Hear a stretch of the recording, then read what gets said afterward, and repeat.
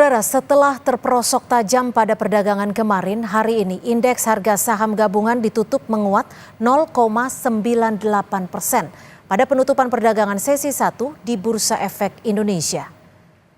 Pada penutupan perdagangan sesi 1 siang ini, indeks harga saham gabungan ditutup menguat 0,98% atau naik 61,083 basis poin di level 6.284 setelah dibuka pada level 6.223 pagi tadi.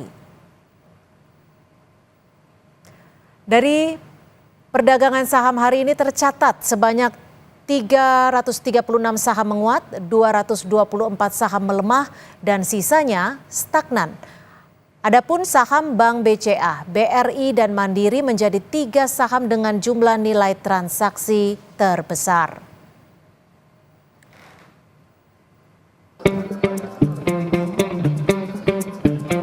Selasa 18 Maret, pasar saham di Indonesia mengalami huru-hara setelah IHSG anjlok nyaris 7%. Akibatnya Bursa Efek Indonesia melakukan suspend atau trading halt selama 30 menit. Merespons situasi ini, Wakil Ketua DPR Sufmi Dasko Ahmad dan rombongan Komisi 11 DPR langsung datangi lantai bursa demi memberikan kepastian kepada pasar. Melakukan kunjungan untuk support dan meyakinkan kepada pasar untuk tetap tenang. Bahwa kemudian kami akan mendukung pemerintah untuk hadir dan mengambil langkah-langkah yang dianggap perlu dalam tempo yang cepat-cepatnya untuk mengembalikan pasar supaya stabil. Menanggapi huru-hara di bursa saham, Menteri Keuangan Sri Mulyani menilai ada faktor global dan nasional yang harus ditinjau, di samping sentimen dari dalam negeri menyangkut pengelolaan saham perusahaan plat merah. Sri Mulyani juga membantah soal isu mundur sebagai Menkyu yang sempat membuat pasar bergejolak.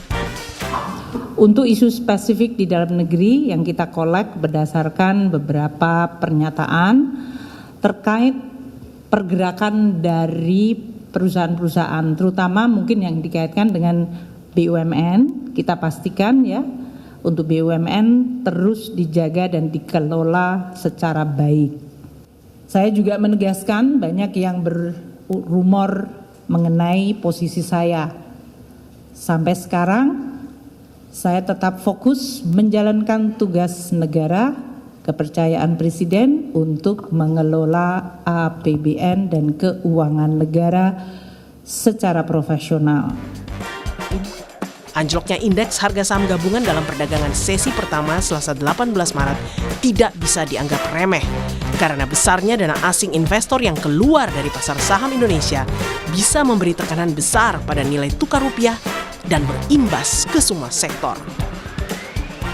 Tapi juga ketika difikirkan apakah IHSG akan berpengaruh terhadap harga pisang goreng di pasar, enggak juga gitu kan. Apakah ini akan berpengaruh terhadap harga sawi gitu, mungkin nggak secara langsung. Tetapi ada yang secara langsung bisa terpukul buat semua orang. Kalau market hilang confidence ke stock market, ya bisa juga lama-lama investor akan hilang confidence ke rupiah. Kalau pukulannya kena ke rupiah, ini semua orang kena. IHSG yang sempat anjlok hingga sempat menghentikan perdagangan pada Selasa 18 Maret menjadi refleksi di mana kepercayaan pasar terus melemah seiring dengan ketidakpastian arah kebijakan ekonomi pemerintah. Tim Liputan Kompas TV.